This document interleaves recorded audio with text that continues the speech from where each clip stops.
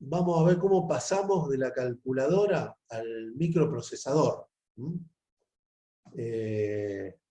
¿Por qué se llama el término computación? En realidad es porque las primeras computadoras, los primeros diseños de circuitos, se hicieron para hacer cálculos, ¿no? De hecho, nosotros estamos hablando de una primera, yo le voy a llamar una ola, ¿no? Una primera ola que es las técnicas digitales, lo que vimos hasta recién.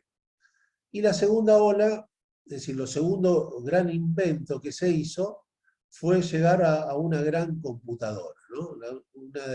Digamos, se declara, muchos historiadores, muchos informáticos definen la ENIAC como la primera computadora. En realidad era toda esta habitación era una computadora, ¿no? Que en vez de usar circuitos integrados, como vimos, usaba válvulas, usaba como lamparitas. Iban haciendo los cálculos. ¿Y qué resolvió esta máquina? Esta máquina se construyó en la Segunda Guerra Mundial para resolver cálculos de balística. ¿Qué son los cálculos de balística? Son los cañones, cuando están en los barcos, para dar una puntería, tienen que tomar presión, distancia, velocidad del viento, son varios factores, y se hacían unas tablas que a mano eran muy tediosas para hacerlas.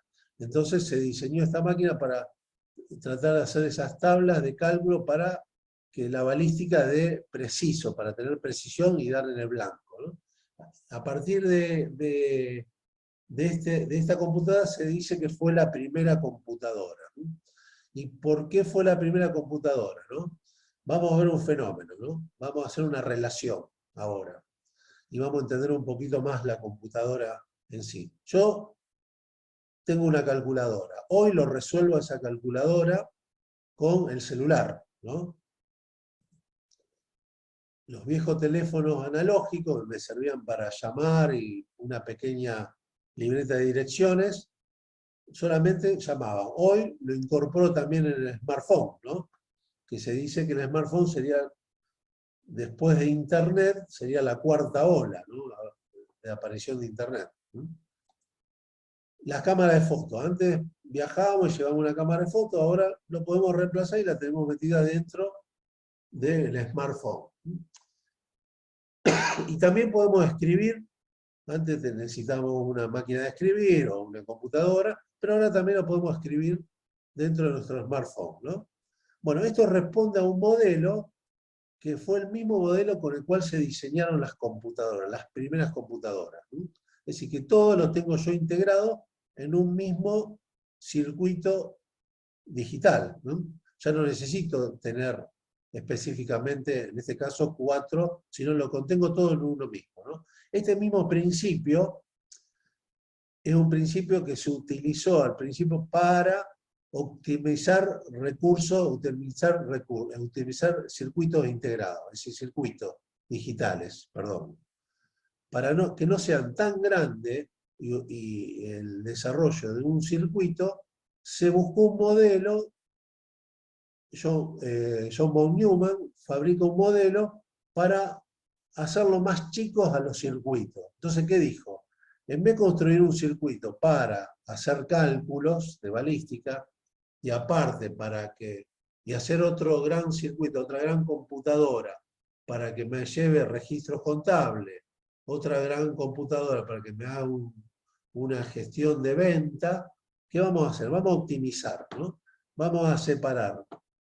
Yo lo voy a pasar a una diapositiva un poquito más clara, la voy a simplificar. ¿Qué vamos a hacer? Bueno, que ese nuevo circuito tenga una memoria volátil, que nosotros le llamamos memoria RAM, lo podemos ver hoy. Tiene una unidad aritmético-lógica, que es la calculadora, es decir, ver dónde se hacen los cálculos. Tiene una memoria de datos, que podría ser nuestro disco rígido, y tiene entrada y salida, que es el teclado, el display, ¿no? Y una unidad de control, que es la que controla todas estas áreas, ¿no? Entonces la podemos ir graficando. Yo puse como ejemplo la unidad de control, el primer microprocesador, que fue el 4004, que creó IBM alrededor de 1970, en la década del 70. Acá a la unidad aritmético lógica lo voy a dar como ejemplo el circuito integrado. Memoria de datos, voy a poner un disco rígido, la memoria de instrucciones, que es donde bajan las instrucciones, que son los programas, los ejecuta y los vuelve a guardar otra vez en la memoria de datos. Esa es la memoria RAM, una memoria que la apagamos y se vacía, no pasa con el disco rígido. Los programas quedan guardados en la memoria de datos, pasan a la memoria, se ejecutan como instrucciones y después vuelven a apagarse y se vuelve a guardar. Y las entradas y salidas, que son todos los periféricos, ¿no? Acá tenemos teclado, mouse, escáner, webcam, impresoras, audios. ¿No? Bueno, este es el modelo de von Neumann. Von Neumann lo que hizo es salir de construir un circuito para resolver una máquina de fotos, por ejemplo, o resolver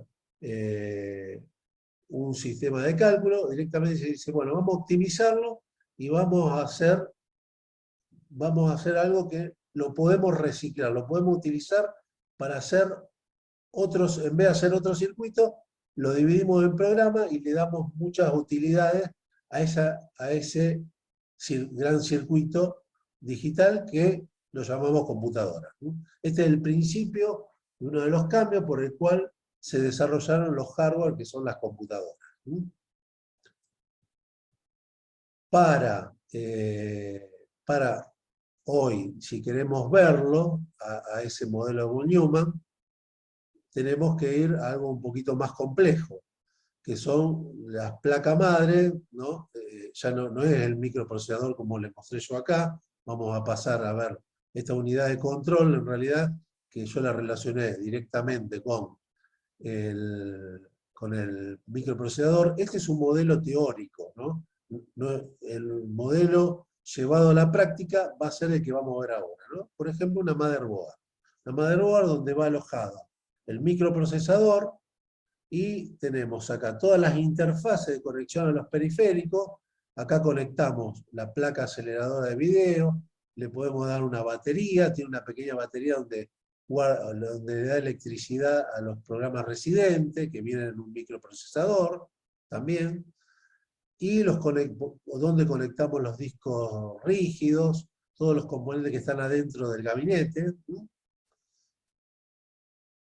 Donde colocamos la memoria RAM, por eso se llama placa principal o placa madre, o motherboard en inglés, ¿no? Bueno, y acá un poco los ejemplos de cómo vamos conectando los distintos componentes y cómo se va armando una PC, ¿no? Acá tenemos el microprocesador, la memoria RAM, tenemos el disco rígido, y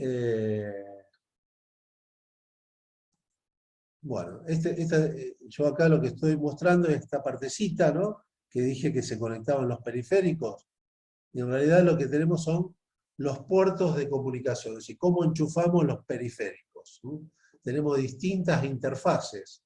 Por ejemplo, la USB, que fue la que se quiso nombrar como puerto universal, universal puerto bus, ¿no?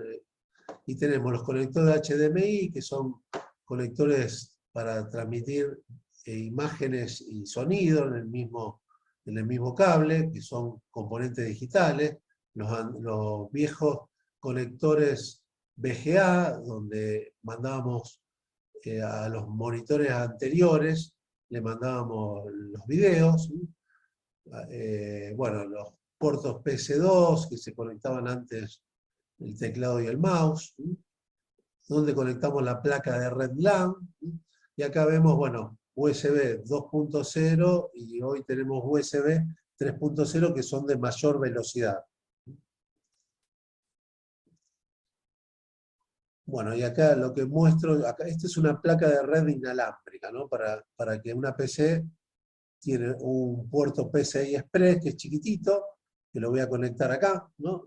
Y ahí está el slot para conectarlo. En este caso es una placa aceleradora de video. Placa aceleradora de video, muchas veces la motherboard viene con una placa estándar, y a veces, si queremos mejor resolución en video, sobre todo los gamers, que utilizan o cuando se hace diseño gráfico, o los gamers que requieren un procesamiento más grande de video, se le anexa una placa aceleradora de video con más potencia, y la colocamos en uno de los slots PCI. Bueno, un poquito acá volver a remarcar, digamos, del microprocesador antiguo, el 4004, al que hoy es uno de los últimos, que es el Core i9. La UAL, que habíamos visto la unidad aritmético lógica, habíamos visto ese circuito, hoy a esos cálculos los podemos reemplazar también. Los cálculos lo hacen las placas aceleradoras de video, porque tiene un gran procesamiento de cálculo, mucho mayor de lo que me da este integradito, o el integrado que viene en la placa madre. Y un poco la evolución, ¿no? Cómo fue evolucionando desde un desarrollo del año 1970, fuimos pasando por distintos procesadores hasta llegar hoy, y vamos a tomar como referente a la marca Intel, el i9.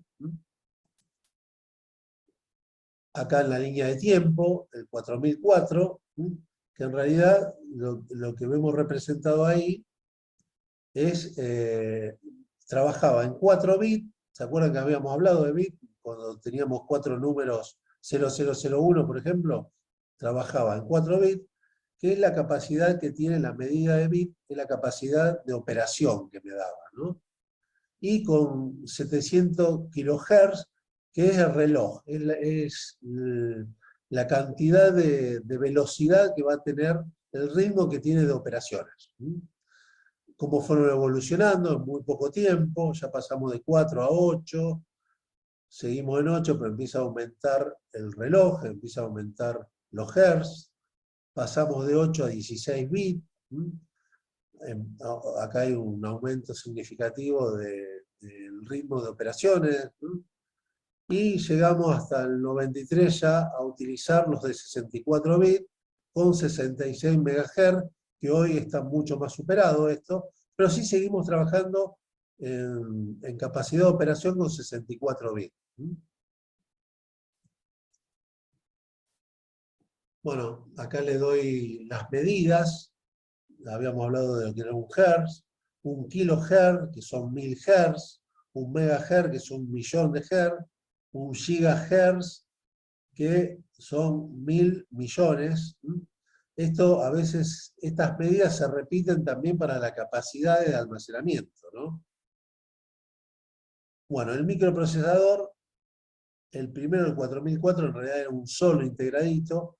Ahora los microprocesadores que trabajan con varios núcleos, cuando hablamos de un i9 es que utiliza 4 núcleos, en realidad adentro tienen muchos integrados de tamaños muy pequeños, pero se utilizan muchísimos integrados, no es solamente un solo microprocesador con un pequeño integrado, sino que es una serie de integrados metidos en un microprocesador. Y un poco la evolución y una carrera entre dos marcas de microprocesadores referentes. Una es la de Intel, que podemos compararlo con el i9, y AMD, que sale como competencia, y hoy, como compitiéndole al i9, tenemos la gama de Ryzen, ¿no? AMD Ryzen 9, que son las dos marcas que vienen manejando el mercado, ¿no? Bueno, vamos a especificar un poquito cada uno, vamos a meternos en la memoria, ¿no? ¿Qué tipo de memoria de datos tenemos? Memoria de datos. Los viejos, hoy le podemos decir viejos discos rígidos, que la nomenclatura es HDD, pero también tenemos los discos sólidos, que le llamamos SSD, que a su vez no hay un solo modelo en el mercado, sino encontramos estos 4 modelos de discos sólidos, ¿no?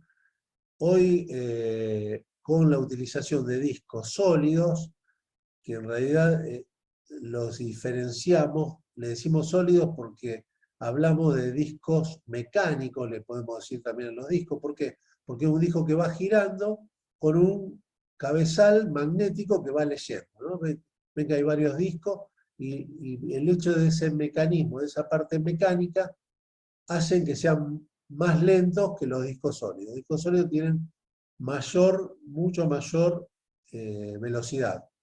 Hoy se acostumbra a agarrar una máquina vieja que anda lenta, le cambiamos por un disco sólido, uno de estos discos, a veces se usa mucho este disco, el disco SATA, que es muy parecido en formato, pero en realidad por dentro es muy parecido a estos otros, y lo reemplazamos y notamos que nuestra máquina vieja funciona a una velocidad mucho mayor. Entonces, para dar una comparación entre esos dos que yo elegí, el de SATA y el HDD, la velocidad de uno es 150 MB por segundo y el otro la velocidad es 500 MB por segundo, ¿no? Para tener una relación de cuánto más rápido hay y por qué con un disco sólido alcanzo mucho más velocidad. Bueno, y acá tenemos las distintas variantes y las distintas velocidades. Yo había tomado el SATA que andaba a 500 megas, esto ya anda a mucho más velocidad. Fíjense que tenemos este modelito que funciona a 3.5 GHz de velocidad. La velocidad de los discos con los sólidos ha crecido muchísimo.